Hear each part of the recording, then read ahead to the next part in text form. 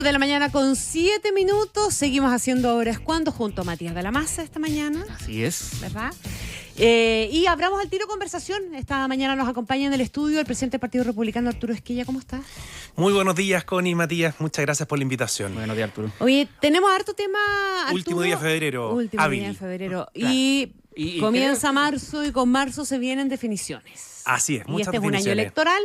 Entonces, partamos por ahí. Yo sé que este es un tema que se te ha preguntado, pero para cerrar un poquitito lo que han sido esas respuestas tuyas y proyectar a lo que viene, las definiciones que hay que tomar, hablemos un poquitito del debate que debe haber.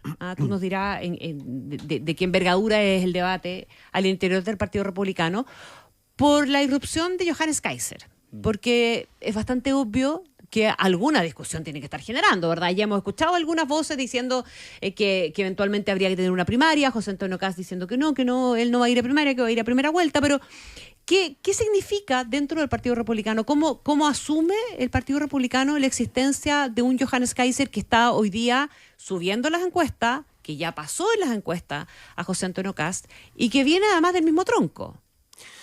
Mira, más allá de la elección presidencial propiamente tal, que la abordamos al tiro, el hecho de que Johannes Kaiser, siendo alguien que evidentemente formaba parte de nuestra fila, fue militante, miembro de la bancada, tenemos con él una muy buena relación, pero es bastante sano de que hayan formado un partido nuevo, porque mientras él y personas en el fondo que tienen una inclinación hacia lo más libertario, que hoy día están evidentemente con él, estaban dentro de Republicano, había una tensión permanente. Uno podría decir, pucha, pero si no es tan lejana la manera de ver el Claro. rol que tiene la autoridad en una sociedad desde el punto de vista libertario, desde el punto de vista de lo que representan ustedes republicanos. Sí. Pero a ratos, en el fondo, se van generando tensiones que por lo menos con la convivencia que hemos tenido hasta ahora, encuentro que es muchísimo más sano, más razonable. Ellos, con toda propiedad, pueden hablar sin ningún tipo de restricción de por qué quieren dejar al mínimo, incluso si es que es necesario casi que desaparecer el Estado, y nosotros, que también tenemos una intención de disminuirlo, particularmente del rol político que tiene, sí consideramos que juega un rol relevante para elementos en donde es irreemplazable y se genera una convivencia muy bien. Eso nos lleva a pensar de que ahora que estamos en la órbita de pensar en los pactos electorales y todo eso, bueno, se ve bastante razonable el imaginarse que uno podría ir en una alianza con ellos, porque no pensamos en todo exactamente igual, pero sí es lo suficientemente cercana a nuestra manera de hacer el diagnóstico de lo que ha pasado en Chile y de proyectar lo que hay que hacer, como para decirle a los chilenos, miren, acá podría haber una lista electoral parlamentaria que es tanto más importante que la elección presidencial. ¿Y si hay lista electoral, habría primarias también entre Johannes No, Kaiser y José Antonio Kast? nosotros, y ahí entro al tema presidencial. Nosotros lo hemos dicho, y para ser franco, súper claro, tenemos una razón por la cual vamos a estar en primera vuelta. Creemos que lo que necesita Chile hoy día es algo que jamás en el fondo nos habríamos imaginado como chilenos, un cambio, digamos, en la manera de pensar de cuál es el tratamiento que le vamos a dar a la criminalidad en términos generales. O sea, vamos a empujar un debate muy profundo desde el punto de vista del tratamiento que tiene que darle el Estado a mi juicio, la principal expresión de poder, que es poder privar de libertad a una persona. O sea, si hay algo que es importante en un Estado... ¿Arturo? Y para eso, para redondear Sí. con el tema presidencial, es vital llegar a noviembre, porque en esos meses se genera el debate presidencial en donde la gente va a decir, mire, sí, quiero tener un gobierno de excepción durante 4 años que nos vuelva a dar la tranquilidad, a caminar tranquilo en las Aunque calles. eso implique el riesgo de dispersar de tal manera los votos de la oposición hoy día, de la oposición en términos generales, lo que puede acarrear también un impacto en el resultado final. O sea, dejar fuera eventualmente a la oposición de la presidencia.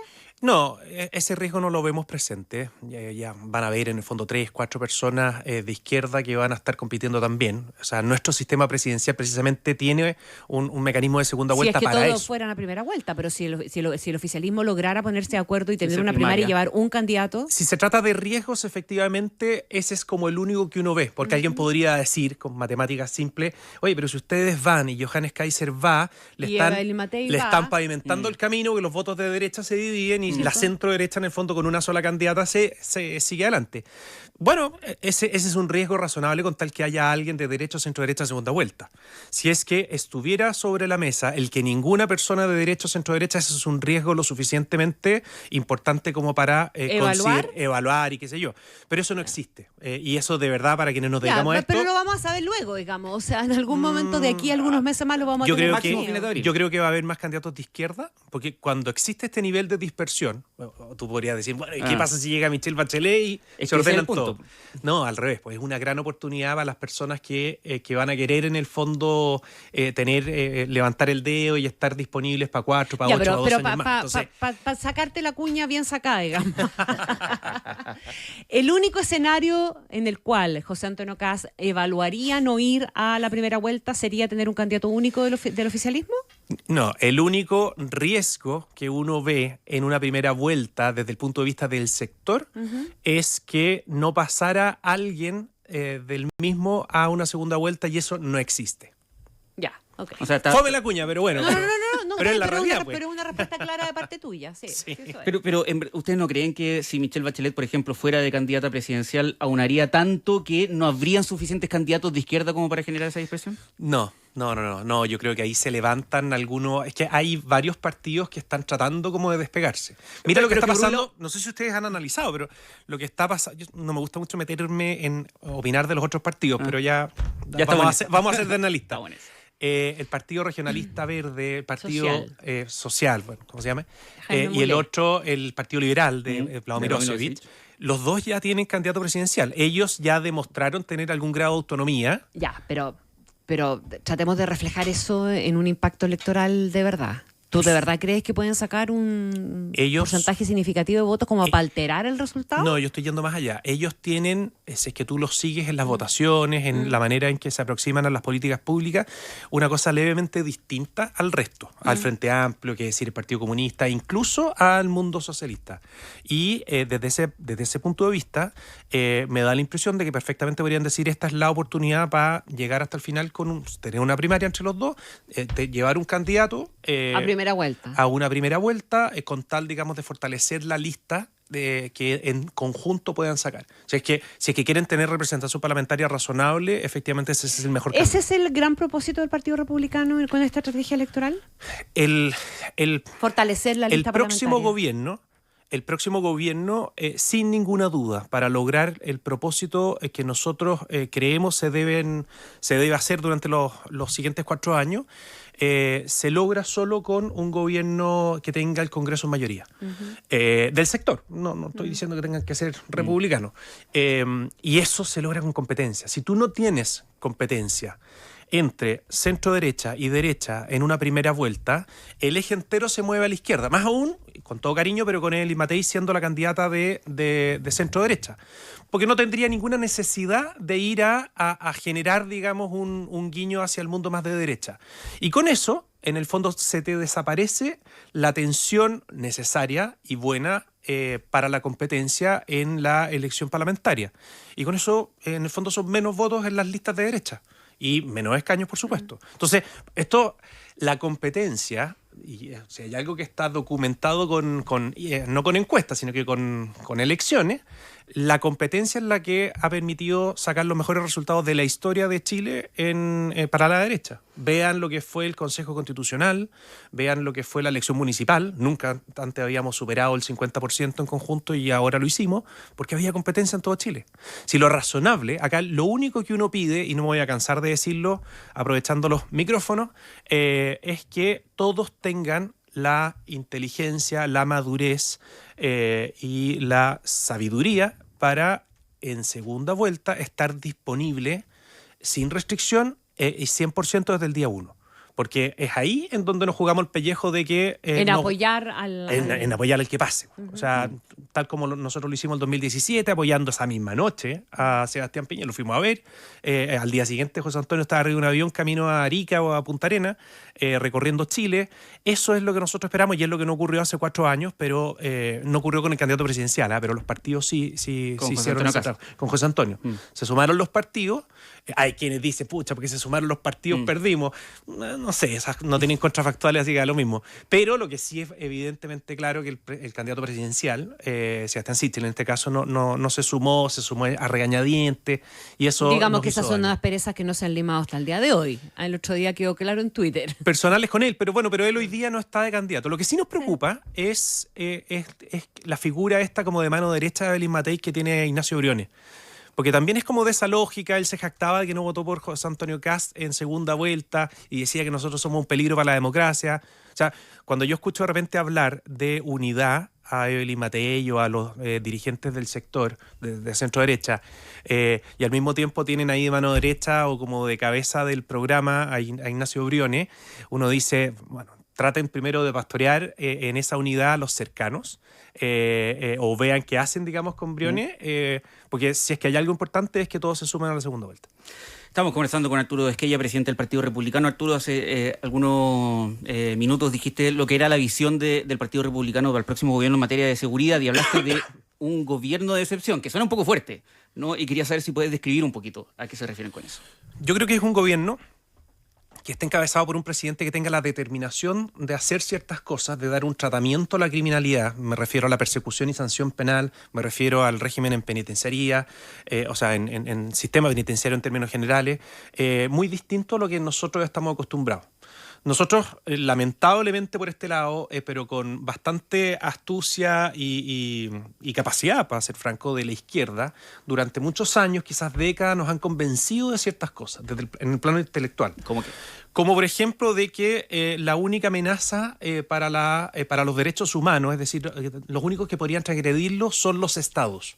Los estados son los únicos que uno podría llevar a los sistemas, en este caso el sistema interamericano, para establecer responsabilidades y obrar o reconducir, digamos, las decisiones que están tomando los respectivos estados. Pero eso no implica de que los derechos humanos puedan ser transgredidos también por organizaciones de personas que no sean estados. Hoy día la principal amenaza que tenemos en materia de derechos humanos está dada por la transcriminalidad.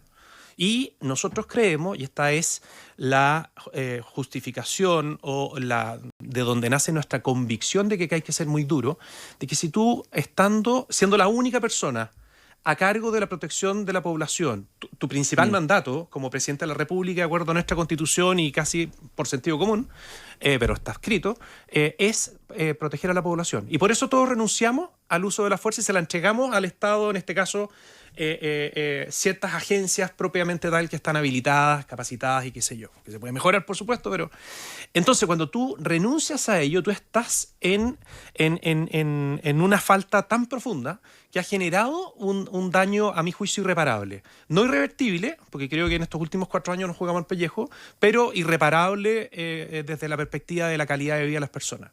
En simple, Matías, el próximo presidente de Chile tiene que, y José Antonio Kast en este caso, va a invitar a todos los chilenos a discutir de si es que estamos en condiciones de generar un estatus o una categoría de criminales que no pueden salir de la cárcel nunca. Y se van a generar debates legítimos. Y yo también vengo de la academia y esos debates los tenemos. Gente muy cercana a mí me dice, pero ¿cómo puedes decir eso? Sí, yo estoy convencido de que hay que primar la defensa y la protección de los derechos humanos, el ejercicio de los mismos, de la población que vive en la sociedad, y eso también es un mandato no solo de la Constitución política, sino que de todos los instrumentos internacionales que hemos firmado. ¿En qué cárcel? Hoy día tenemos una necesidad de generar algo así como 20.000 nuevas plazas. Sí. Nosotros creemos que tenemos para esa política que tú estás describiendo... No, hoy día ni una política nueva necesitamos 20.000 nuevas plazas. Claro, imagínate. Nosotros creemos que tenemos que llegar a una de las 46.000 que tenemos hoy día, tenemos que llegar a 100.000. Nosotros creemos, y acá me paso a lo que hemos estado estudiando estos últimos años, fuimos particularmente a estudiar el modelo de El Salvador, en donde hay muchas cosas que se aplican, otras que no, por cierto, Y el tener un centro de confinamiento particularmente dado para las bandas criminales, en donde tienen un sistema jerárquico que hay que neutralizar, en donde están acostumbrados a operar al interior de las cárceles y desde ahí hacia afuera, tiene que darse con una cárcel que no existe hasta hoy día. Nosotros queremos construir un centro de confinamiento, muy probablemente en un lugar despoblado. No le pongan lugar geográfico porque no va a estar todavía. Porque por van condiciones, a estar los vecinos con los carteles por afuera al condiciones, tiro, digamos. sí, pero eso lo vamos a minimizar porque va a tener un diámetro de exclusión o una sección de exclusión de 7 kilómetros a la redonda. Mi Entonces, tema es que eso se puede demorar mucho más que el mandato de José Antonio Cast. lo vamos a hacer en un año. ¿En cuánto tiempo? En un año.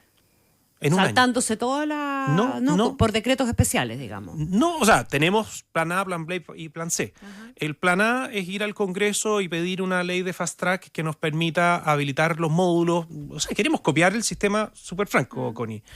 Si no hay para qué inventar la rueda, sí. Y con los mismos planos y teniendo a la vista, digamos, la metodología que fuimos a estudiar. Tiene un mecanismo de vigilancia muy distinto al resto de las cárceles para evitar la corrupción, que está muy, muy presente en nuestras cárceles también. En fin, lo queremos modelar de tal manera de que nos dé... hay que ver la capacidad de acuerdo... Supongamos que eso funcionara. Sí. Ya, o sea, tiene dificultades, pero ok. Supongamos que funcionara. ¿Qué impacto tiene eso en la percepción de temor de las personas y en los números concretos del crimen? No, eso no es nada si no acompañado del resto. Si esto es algo material a donde poner a las personas con una condición un poco más razonable que el hacinamiento que tienen hoy día. No, el tema de verdad es cómo tú cambias el modelo de persecución y sanción. Nosotros creemos de que por la mera participación en una organización, no es necesario que yo le pruebe a Juan Pérez, digamos, la participación en un delito, es decir, en una configuración de un tipo penal determinado, sino que por el hecho de formar parte de una organización criminal, las penas tienen que partir de 20 años.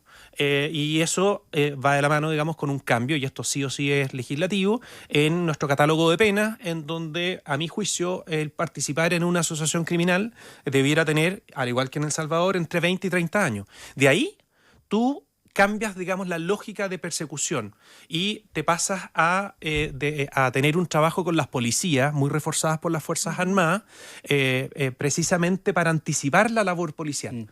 Tú haces un mapeo, para eso nosotros queremos, digamos, en cada una de las regiones, instalar, digamos, muy de la mano con los sistemas de inteligencia militar, un mecanismo que nos permita saber dónde están las bandas criminales y ir a capturarlo y encerrarlo, por el solo hecho de participar. O sea, yo lo único que tengo que probar en juicio es que tú formabas parte de una organización criminal, que es harto más fácil que demostrar que tú participaste en un secuestro. Claro, acá es donde no aplica, ponte tú, el modelo salvadoreño. Ellos hicieron eso mismo y se ampararon en la lógica de los tatuajes. Claro. Porque ellos culturalmente, las bandas, las pandillas, se tatuaban a qué organización pertenecían. Entonces, los persecutores ahí dijeron, bueno, bien fácil, pues mira, claro, así MS-18, compadre, va adentro. Digamos la realidad en que yo no puedo ir a El Salvador. No, pero no hay problema. No, Con una manzana en tu brazo no hay ningún problema. Caqui. Un caqui, perdón. Y 2 estrellas, llegaba a lo mismo. Pero en el fondo eso efectivamente no aplicaría y en el fondo el modelo va mucho más allá. Ahora, Arturo, te quiero llevar a una realidad y téngame paciencia con este planteamiento para llegar al fondo. El día de ayer, a propósito del aniversario del 27F, Evelyn Matei subió un video a sus redes sociales en donde era muy crítica con lo que fue el gobierno de ese entonces, el gobierno de Michelle Bachelet, pero al mismo tiempo destacaba harto lo que vino después, ¿no? Que fue el gobierno de Sebastián Piñera, el primero, el proceso de reconstrucción, la materia de gestión, el rescate de los mineros, una serie de emergencias. En el sentido, ¿por qué lo llevo a este ejemplo en específico? Porque Evelyn Matei, ahí tiene comillas una ventaja, que es el camino recorrido del gobierno que ya sucedió. Es decir, no es una realidad hipotética, hay gobiernos que ocurrieron, con lo bueno, lo malo, lo feo, etcétera, pero ocurrieron los dos gobiernos del presidente Sebastián Piñera y tiene a dónde sacar mano para decir, esto algún minuto lo quisimos hacer, se hizo bien, a mi juicio, según lo que dice ella. Y a propósito de lo que plantea usted con esto, que son varias ideas, ¿cómo se evita desde el Partido Republicano, que no ha sido gobierno todavía, el fenómeno Frente Amplio? Es decir, el plantear ideas a un montón de problemas y llegar al gobierno y darse cuenta que no se pueden realizar. O que eran demasiado utópicas dentro de su propia lógica como para poder efectivamente materializar. Lo que tú ves como una dificultad, Matías, nosotros lo vemos como uno de los grandes atributos de nuestra campaña, de nuestra candidatura, la candidatura de José Antonio, porque efectivamente quienes están hoy día como alternativas ya han gobernado, directa o indirectamente. O sea, Evelyn Matei tomó una decisión de, en el fondo, decir, mire, vamos a hacer los mismos que, más o menos los mismos. Pero en el fondo es una continuidad. De quienes estuvieron particularmente en el segundo gobierno de Sebastián Piñera, que tuvo, como todos los gobiernos, cosas buenas y cosas malas. Y nosotros creemos de que efectivamente ya queda lo suficientemente claro de que en materia de seguridad pública no dieron el ancho. Y que efectivamente no están en condiciones de liderar lo que creemos nosotros. Esto, viva la democracia, porque en el fondo la gente va a poder decir, no, se están pasando para la punta con esto de encerrar a las personas para siempre. Puede ser, y ahí es en donde ellos tendrán que tomar la decisión si votan o no por nosotros. Pero lo que sí es lo suficientemente claro, que si tú tuviste dificultades para evitar que un grupo de personas no te permitiera pasar si es que no te bajabas del auto a bailar, es muy poco probable que tú tengas el coraje de enfrentar al Chandaragua. Y que tú tengas la determinación de hacer cosas operativas, de inteligencia. Pero rápidamente del gobierno te pueden responder que hay 9 personas, 14 imputados, 9 personas presas, pedidos de extradición en curso en relación justamente con el Chandaragua. A ver, la Fiscalía está haciendo un trabajo muy bueno y eso es fantástico, pero no es suficiente. O sea, si es que en el fondo cuando hay que hacer un recorte, que tal como lo propusimos nosotros, de $5.000 millones y cortan un quinto de eso y a su vez lo concentran en los órganos en donde lo único que había que hacer era multiplicarle los recursos, quiere decir que no necesariamente es gracias a este gobierno, a las decisiones que está tomando este gobierno. No me quiero ir de la pregunta de Matías, porque en el fondo cuando tú tienes esas personas con todo el derecho a pensar, digamos, de que todo tipo de privado de libertad tiene que tener un programa de reinserción, rehabilitación. Nosotros, francamente, vamos a decir, mira, hay un segmento de quienes están en las organizaciones criminales, particularmente de la transcriminalidad, de que es demasiado riesgoso meterlos a esos programas para que tengan contacto con otros. Y vamos a hacer todos los esfuerzos porque tú limpiaste con eso las cárceles y el perfil criminógeno que tienen quienes están en los otros 88 penales. Entonces ahí puedes hacer un trabajo muy profundo en eso, particularmente con los primerizos. Acá no va a haber la voluntad, no va a haber el coraje. Sí, pero se lo pregunto sobre todo porque estamos en un momento, en un contexto, no solo acá en Chile, sino que en general, que es de los movimientos más anti, ¿no? Es decir, no estamos tan seguros de lo que queremos, pero sabemos que no queremos lo que está ahora, ¿no? Y por eso las oposiciones en general en distintas partes del mundo les está yendo particularmente bien. Y en ese sentido no caen en el riesgo de nuevamente proponer soluciones a problemas, un sector que no ha gobernado, pero no poder convencer a la población de que tienen las garantías de poder ejecutar esas soluciones. Lo digo porque tuvimos el caso del Frente Amplio, ¿no? El Frente Amplio que venía diciendo es que los que han pasado, los que tienen experiencia, no supieron resolver estos problemas. Entonces ahora nos toca a nosotros. Y las cosas han salido como han salido. Es que ese no es el problema del Frente Amplio. El Frente Amplio cuando quiere sacar sus cosas las saca, pero son malas. Si en el fondo tienen un pecado original que se anclan en una ideología que ha fracasado en todo el mundo. Y vuelven décadas atrás, digamos, instalando al Estado de nuevo como omnipotente, porque esas son sus lógicas. En educación, en salud, en pensiones, siempre la dinámica es más Estado y menos sociedad civil. El problema no está en lo que decían antes. El problema está, digamos, es de hardware de ellos. O sea, no es software. Y desde ese punto de vista nosotros muy distintos. No queremos inventar la rueda. De hecho, en otras materias, muy probablemente, y por eso me refiero a un gobierno de excepción, muy probablemente no nos vamos a meter mayormente. O sea, en el fondo, el chileno que quiere votar por los republicanos tiene que saber que nosotros vamos a recuperar la libertad y nuestra máxima es convertir a Chile en el país más seguro de Latinoamérica. Eso es. Uno podrá decir, ya, pero bueno, ¿cómo se mide eso? Está bien, pero esa es nuestra meta. Nosotros vamos a apuntar hacia allá. ¿Que va a tener repercusiones eso? Por supuesto. ¿Te van a perseguir? Por supuesto. ¿Vaya a tener la organización internacional persiguiendo a José Antonio Casi? ¿Fue presidente durante 4 años y hizo lo que tenía que hacer? Sí. ¿Y que no va a poder salir de Chile? Es muy probablemente. Y él está dispuesto. No me imagino... Ay, pero espérate un poco. Es que eso que tú estás diciendo suena grave. Porque en el fondo significa que estás dispuesto a hacer eso violando... No, No. Entonces, ¿por qué te van a perseguir? Porque quienes forman parte de estas organizaciones, mira cómo han perseguido, salvo que tú encuentres legítimo la persecución que han tenido. Nicolás Maduro no puede salir de Venezuela y bien perseguido estará, según tú me imagino, ¿no? Sí, claro, pero yo considero que las 500 personas, carabineros que se desvivían por darnos tranquilidad a ti y a mí durante el estallido, están mal perseguidos. Pero a eso me refiero. Muchos de esos casos terminaron siendo sobreseídos igual al final, Arturo. Sí, pero la persecución... Es que no me gustaría dejar pasar que tú... No lo voy a dejar pasar porque a mí también me interesa mucho este tema. Es que tú digas que a José Antonio Kast no importa no poder salir nunca más de Chile. Es que tú con eso a lo mejor me estás diciendo José Antonio Kast está dispuesto a violar derechos humanos con tal de cumplir con sus metas en materia de seguridad. José Antonio Por Kast, eso me parece grave. José Antonio Kast está dispuesto a encerrar a los criminales ¿Ya? y a enfrentarlos. ¿Ya? Y a restringir libertades de la gente también para conseguir las metas en materia de seguridad. En eso yo estoy totalmente disponible. Si a mí me dicen va a haber un operativo en la región metropolitana durante 2 noches y tenemos toque de queda con tal, digamos, de que capturen a las 40 personas que están por sobre, digamos, la banda X, por supuesto que yo permito que restrinjan mi libertad. O sea, en eso no me pierdo ni un segundo. Y los chilenos quieren eso también. De hecho, se ha medido. La Universidad Católica hizo una medición parecida. Es transitorio, es una restricción de libertad transitoria. Haciendo una analogía, es como un estado de excepción, que tiene esa paradoja de que tú restringes libertades para garantizarlas plenamente en el futuro. Ahora, ¿qué lecciones sacaron ustedes del proceso constitucional que lideraron ustedes en definitiva, que fue el segundo, el del Consejo? Porque ahí finalmente, porque tú has hablado también de generar acuerdos y todo esto que tú estás proponiendo necesita generar acuerdos si vas a golpear las puertas del Congreso, al menos en una primera instancia, ¿verdad? ¿Qué lecciones se sacaron ahí de haber tenido de alguna manera el sartén por el mango y finalmente no haber logrado los consensos necesarios? Bueno, la primera gran conclusión es que tenemos una gran constitución.